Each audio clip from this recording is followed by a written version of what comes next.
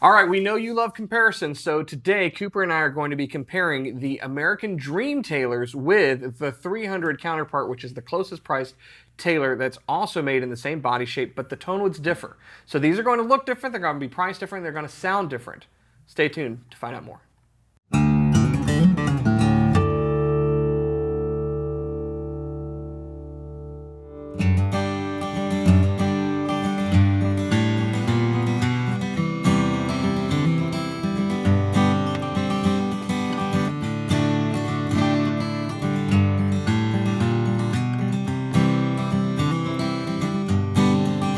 Hey, you're watching Alamo Music TV. My name is Chris McKee. I'm Cooper Greenberg. We're here with Alamo Music Center in San Antonio, Texas. You can find us online at alamomusic.com. If you're new to our channel, make sure to click on the subscribe button, hit that notification bell, like the videos, and comment below. If you'd like to support this channel, make sure to visit our Teespring store for custom designed t-shirts, like this Stranger String shirt that I am wearing, that you're not wearing, but it's a very cool shirt because I'm wearing it. Yeah.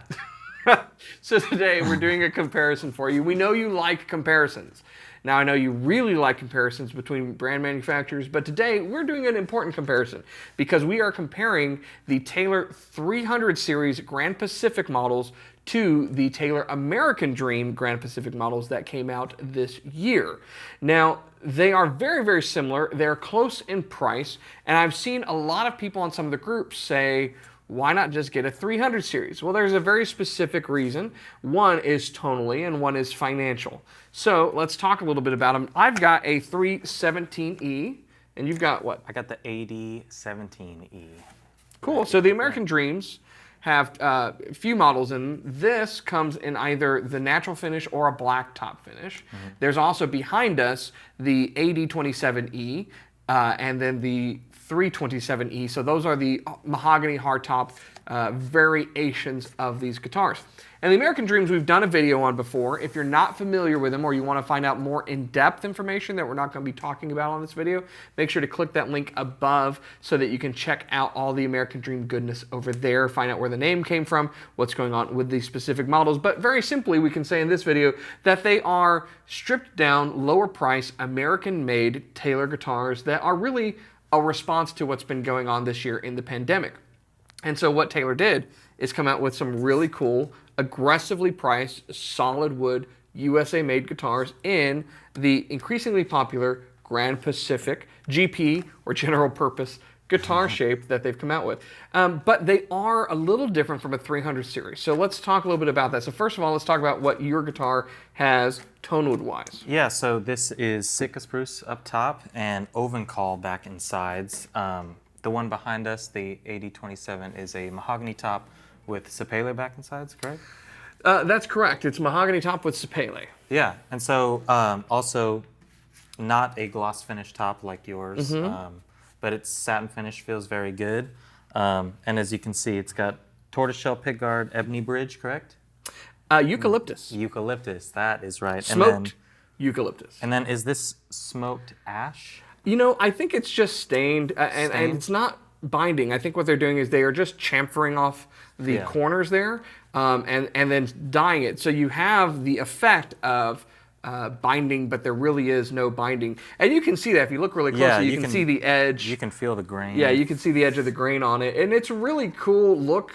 You know, this has been done, I think I've mentioned, you know, PRS does this with a lot of their electric guitars. There's no binding, it's reveal binding on some colors, where you're seeing the edge of the maple cap. It's very cool, that's what they're doing here, and it saves money. Yeah, it feels very different, like just feeling the body, feeling the top. It feels different than, say, a 300 series or up, but it doesn't feel worse or bad anyway. It just feels very woody, very natural. Very organic, and you've got that chamfering rounds it off. Yeah. And so in some way, I mean, you have a rounder corner on that than you do on this, despite the fact that this has binding and that one doesn't. Yeah. I gotta correct something for you, and it's something we didn't mention in our other video, and it's something that Taylor's not really been advertising very heavily. I don't even know if they want me saying this, but I'm going to say it anyway to keep you an informed buyer. This is a Sitka spruce top.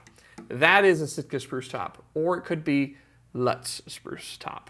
So again, part of the response to the pandemic is we're going to make these guitars available at a lower price. And that means the top could vary.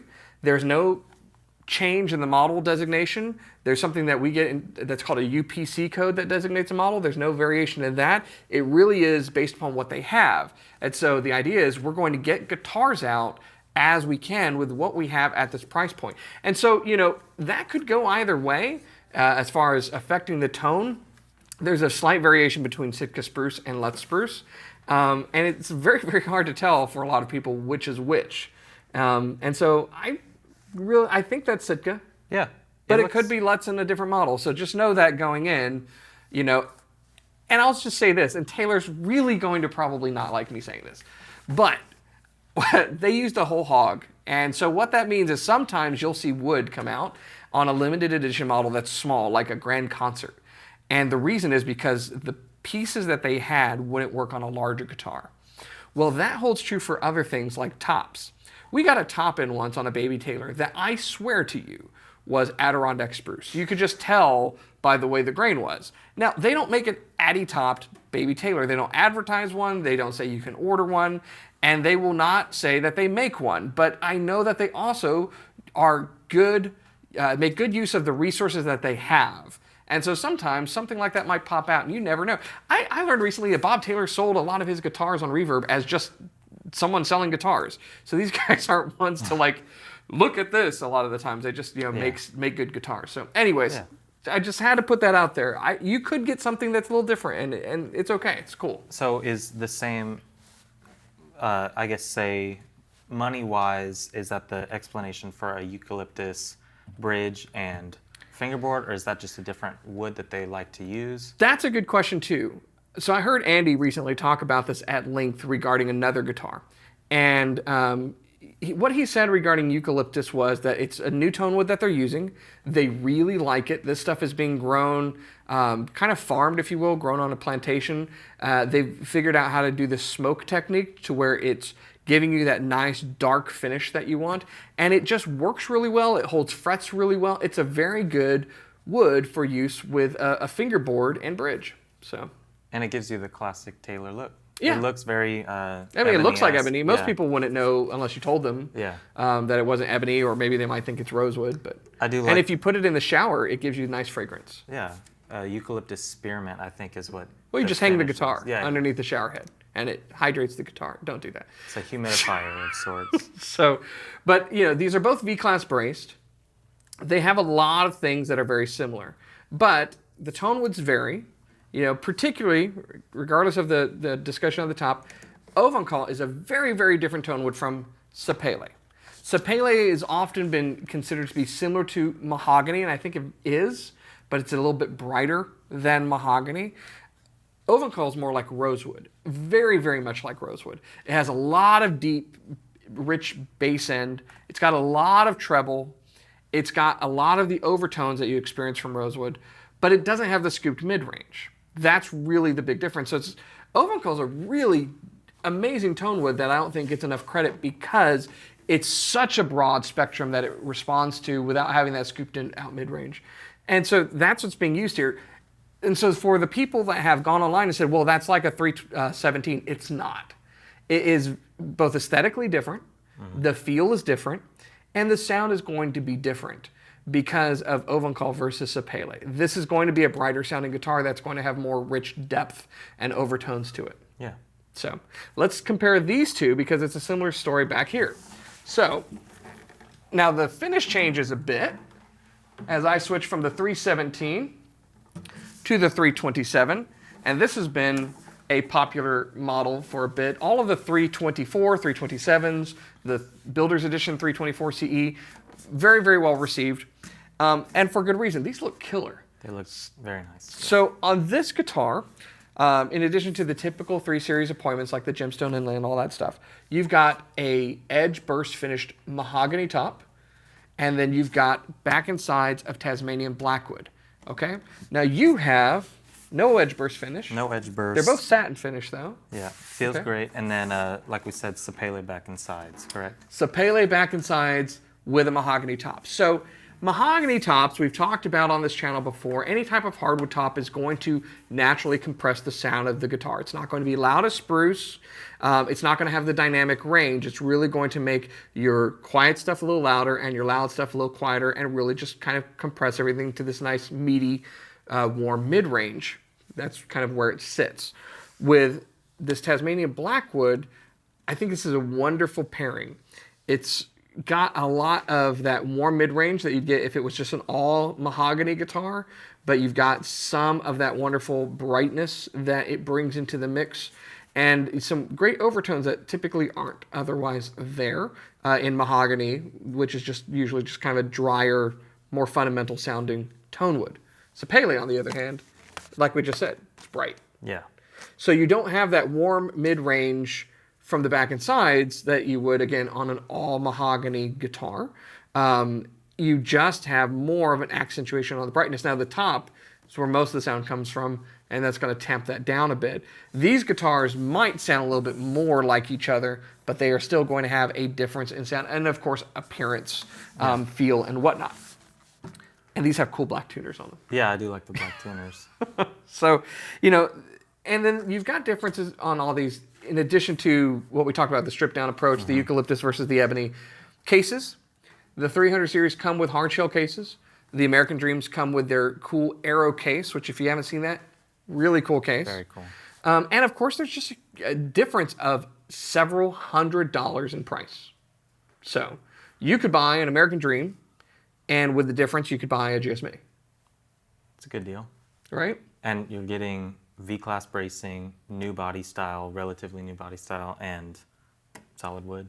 I mean, it's a pretty incredible deal from Taylor. Yeah. So they're great guitars that are, I think, a wonderful response to what's going on, but also something that I hope that they continue to have in their lineup. And for those of you who are looking at them and you've maybe wondered the question that's been out there, why not just get a 300 series? There you go. You can save yourself hundreds of dollars. You are getting a different sound out of them, which you might prefer. So like on the 300 series, if you are more of a rosewood guy, you can't get Ovenkal on a 300 series, but you can get this Ovenkal AD17. You might prefer that to going to a 300 series. There's also, by the way, no GP body in the 400 series, which would be Ovenkal or rosewood. So you have to go up to a 700 series to get that type of tonality currently anyway. So, you know, there's some interplay that's going on here that gives us a lot of options, and options are good as long as you understand what the options are doing for you. So, without any further ado or discussion, we're going to now compare these four guitars so that you can hear for yourself the differences in what they sound like. Check it out.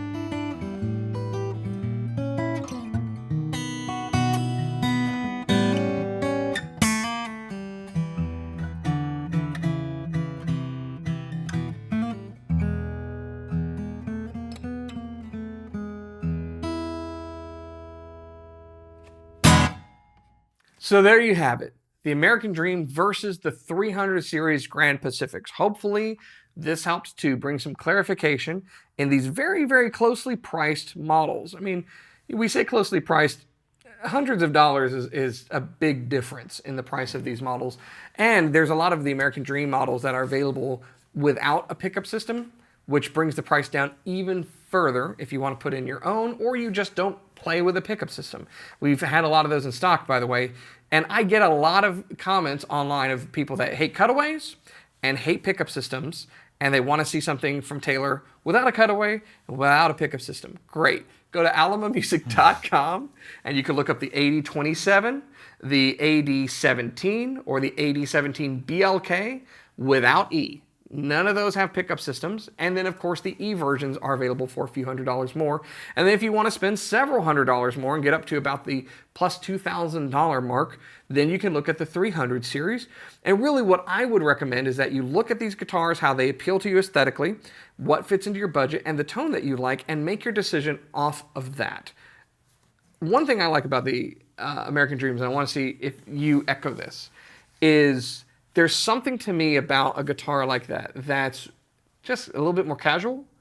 Like, I don't worry so much about putting it in its case. I can just set it around. I can take it to the campfire. It just seems like it's more along the line of a kind of a rugged guitar. Yeah, and I think the rugged aspect caters to the Grand Pacific body style well. It feels, I mean, obviously we've talked a lot about Grand Pacific. It feels like it sort of harkens back to the era that Andy Powers may have been channeling, but playing those old blues and bluegrass players playing on old guitars. It's got somewhat of a like very just transparent kind of resonant feel when you're playing it. It feels really nice. The satin finish, everything about it kind of just contributes to that feel. So yeah, I dig it for sure. Cool. If you'd like more about any of these guitars, particularly the ones without pickups, by the way, it's alamomusic.com. So check that out. You can also chat live with someone. We're getting different ones in. A lot of these, particularly the black one, has been incredibly popular on the American Dreams. They were pre-ordered. We're still working through pre-orders, so keep that in mind. You could also maybe go with something that doesn't have the pickup because they're probably more available. So keep that in mind as well. But chat live with someone. They can help you sort through all of the various options, find out which guitar works best for you. At the end of the day, the best guitar in the world is the one that you're making music on. That's right. So that's why we do these videos. If you haven't already, click that subscribe button for us. We appreciate it. Turn on the bell so that you get notifications when a new video comes out, and make sure that you like our videos and comment below because we'd love to hear from you. Thanks so much for watching, and we'll see you next time.